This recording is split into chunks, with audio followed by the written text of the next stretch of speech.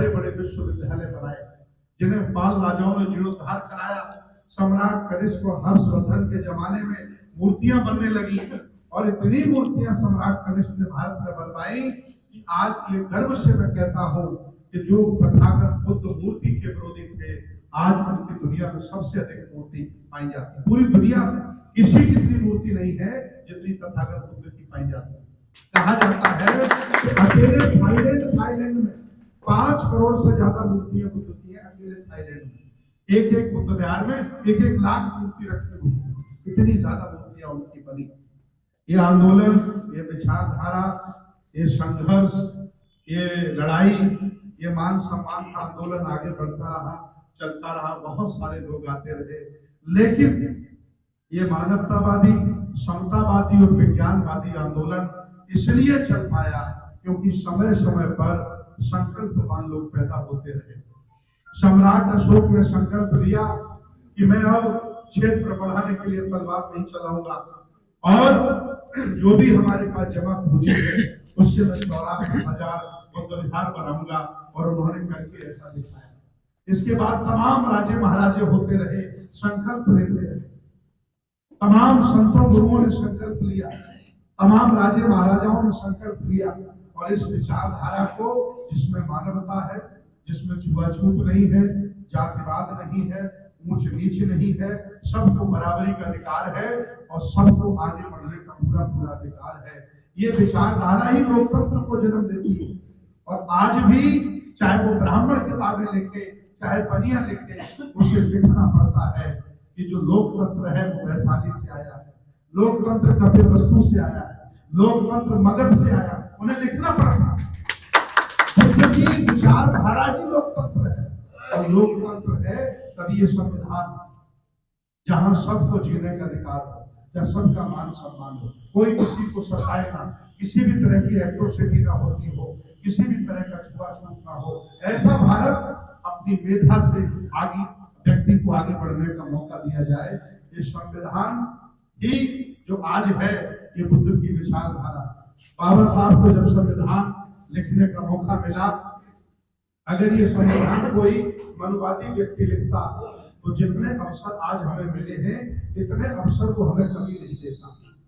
लेकिन जब ये संविधान लिखा गया और लिखने के बाद जब इस पर बहस हुई, और बहस में थोड़े बहुत लोगों ने नहीं की, 250-300 चुने हुए एमपी बहस किए, चर्चा हुई, इस पर डिबेट हुई, और डिबेट होने के बाद एक एक अनुच्छेद पर चर्चा हुई, तब जाकर के फाइनल हुआ, तब जाकर के संविधान को आत्मर्पित किया गया। भारत की संविधान बाबा साहब ने लिखा, लेकिन डिबेट में तो सारे लोग शामिल थे। मैं आज दिखाना आपको चाहता हूं, जो डिबेट में शामिल थे वो लोग जिनके आप लोगों ने कभी शायद देखे भी नहीं होंगे। मैं देखो आपको शायद भी दिखाता हूं। ये सारे लोग, बाबा साहब ने संविधान लिखा, लेकिन संविधान में क्या रहना चाहिए और क्या नहीं रहना चाहिए, उस डिबेट में ये सारे लोग शामिल थे जिन्होंने संविधान में साइन किए। और ये भारत की उन्नति के लिए, भारत को आगे बढ़ाने के लिए, अधिकारों को आगे बढ़ाने के लिए, SC ST OBC माइनॉरिटी को आगे बढ़ने के लिए, मौका देने के लिए आत्महत्या किया गया। मैं आपसे कहना चाहता हूं कि संविधान के भारत में मुसलमानों ने मदरसे बनाए, संविधान के भारत में ईसाइयों ने बड़े बड़े कॉन्वेंट स्कूल बनाए, संविधान के भारत में ब्राह्मणों ने बड़े बड़े सरस्वती शिशु मंदिर और मंदिर बना डाले। लेकिन जो SC ST OBC माइनॉरिटी है, माइनॉरिटी को माफ करिए, छोड़िएगा, SC OBC ये बहुत बड़ी आबादी है, आधी 60% OBC है, 23-24% SC है। बताओ कितने लोग हो गए। इन लोगों का अगर देखा जाए तो आजादी में इन्होंने इस दिशा में कोई काम नहीं किया, इसलिए वो काम नहीं कर पाए कि ज्यादातर लोगों के चेहरे पर जो चमक है वो संविधान के बाद आई। ना उनके पास घर था, ना मकान था, ना शिक्षा थी, ना मौका था, ना अवसर थे। संविधान ने हमें दिया।